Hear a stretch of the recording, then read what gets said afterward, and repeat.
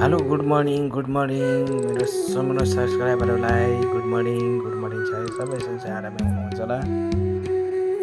आजको मेरो नयाँ ब्लग भनेको चाहिँ यो आज प्याज आलु टमाटरको तरकारी बनाउने क्रमको त्यही ब्लग छन् आजको।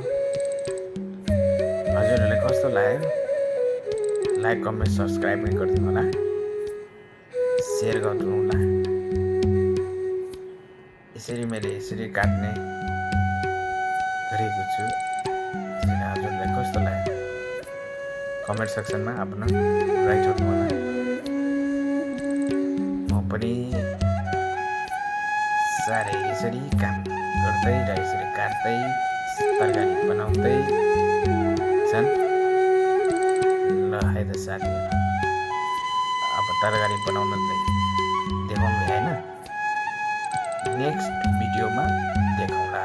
Okay by.